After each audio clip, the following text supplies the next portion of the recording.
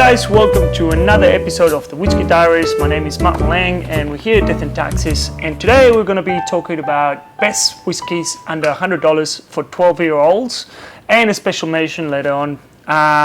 So the whiskies that we're talking about today are whiskies that you can enjoy any time of the day, night, before dinner, after dinner. The whiskies, they're all rounders basically.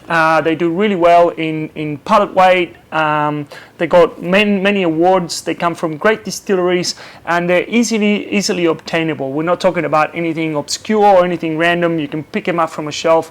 But these are not the just standard Glenlivet, Glenfiddich and so on. They have a little bit of quirkiness to them and they have a little bit of story, and they do things slightly unique as well, because that's what we're all about. So the first one that we're going to be talking about is the GlenDronach 12-year-old. We have talked in one of our episodes here about the distillery GlenDronach and the history in itself. It's a space of whiskey started in 1826, and they specialize in sherry casks. The reason why we picked this one in particular is because this goes for like $78 to $80 a bottle, and it's hard to pick a whiskey that is this good at full sherry cask, Oloroso casks, 43%, and Oloroso and Pedro Jimenez casks as well, and that they produce such a good whiskey. Lately they got bought down by Brown-Forman. Till then it was like it was a family-owned business. And Brown-Forman has invested, injecting a lot of money into the distillery, into fixing a lot of the nooks and crooks. But yeah, it's a great whiskey, and if you can find this, you probably can find it at Dan Murphy's. So that's the first one. The second one that we're going to talk about is one of my favorite whiskies of all time as well. And you cannot have you can't talk about a 12-year-old whiskey without talking the Macallan. The Macallan 12, they do many variations. At the moment they have 3 ongoing, which is the fine oak, the sherry oak, and the triple oak. The sherry oak, the one that we're talking about today, is 100% sherry casks as well. And we talked about Macallan and sherry and wood aging in other episodes. And they're the king of aging in sherry casks. They have been doing it since the 70s. Early in the 1800s, we already talked about this, but early in the 1800s, sherry butts was a main way of aging whiskey, but that got lost in the early 1900s. In the 70s, Macallan started to be one of the only whiskey distilleries that started aging everything in sherry casks, and now they have exclusive distribution rights with the best sherry producers in Spain, which means that they can get a really good oak and really good casks. They have an excellent cask program, and this sherry oak is absolutely outstanding. The only complaint that I have about this one is that the Australian market can only get the one that is 40%. The Macallan that you can get for the American market or the international market actually comes to 46%, which carry a lot more oomph, and it's actually a better whiskey in my personal opinion. The third whiskey that we're going to talk about is something that we talk about in our first episodes, is the Balvenie DoubleWood. Again, you can't go wrong with this whiskey. It's probably an all-rounder, my top 5 all-rounder that you can drink at any time of the day. These guys, David Stewart, who's a master distiller, pioneered in the 80s the double maturation. Nowadays, double maturation seems like a pretty normal, common thing, but back in the 80s, it wasn't that common. So basically, the double maturation or DoubleWood means that they basically spend 6 years in American oak and they put another 6 years in sherry casks. This one comes at 40%.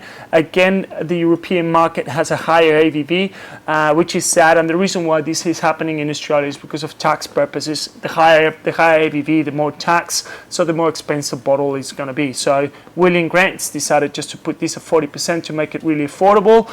Dan Murphy sells this for $75 to $80 as well. Compared to Glenfiddich, this is a more interesting, like a more unique whiskey. Also, Balvenie does their own cooperage. They make their own casks, which allows them to actually really experiment with everything. So it's kind of like the experiment branch of Glenfiddich. So they just don't make a bad whiskey. Now, the fourth one is one that we already touched about in one of our episodes as well, is the Yellow Spot 12-year-old. This is an Irish whiskey. So this is a pot still. That means that pot still or single pot still in Ireland is basically the equivalent as a single malt in Scotland. It means that it comes from one single distillery, barrel and bottle in one single distillery. Yellow Spot is part of the Mitchells and Sons distributions. We have a whole story. We won't go into the history again, but this 12-year-old is actually outstanding for an Irish whiskey. I think it sells for a little bit more than $100 the bottle, but if you can find it and you can get it, this is definitely worth the dollars as well. Definitely really good whiskey. And the special mention that we're going to do today, because it's obviously more than $100, this goes at the moment, I think it goes for almost $300 a bottle in Dan Murphy's, is a Yamazaki 12-year-old. But you can't go without talking about Yamazaki 12-year-old if you're talking about 12-year-old whiskies. The reason being is because these guys, it's a 10 out of 10. Like you can't, like it has a front palate, a mid palate, a back palate. It's complex. It has texture, like it has length.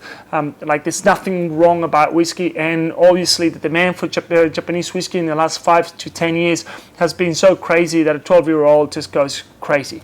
Yamazaki does not make about whiskey. They won countless awards. We have talked about the Distillers Edition, the limited release to 2017 before. We haven't dedicated enough time yet to the distillery itself, but we will in other episodes. But I cannot recommend this one, and this is the one that we're going to try again. Japanese in general, they just took over distilling, like single malt producing in the early 1900s. They had a massive American influence after the Second World War when they lost the war and they got invaded by the Americans. And then after that, they just started producing really good whiskies in 1930s all the way till now. There it goes. So that's the Yamazaki 12-year-old. That's the one we're going to be trying today.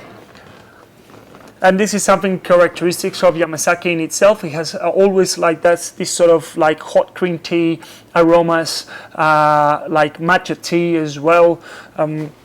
Lots of apples and that's really fresh nose. But then when you try it, I don't know, it's just complex. It's just like the front palate is sweet, the middle palate just almost herbal. Then you have a back palate coming back with a little bit of honey. It's an incredibly complex whiskey, and like you can't go wrong. So hopefully you enjoyed our top 5 12-year-old whiskies. This is obviously a subjective opinion, so please make a comment in the comment section to let us know what you think your favorite 12-year-old whiskey is, and we'll see you next time. Slanjaba.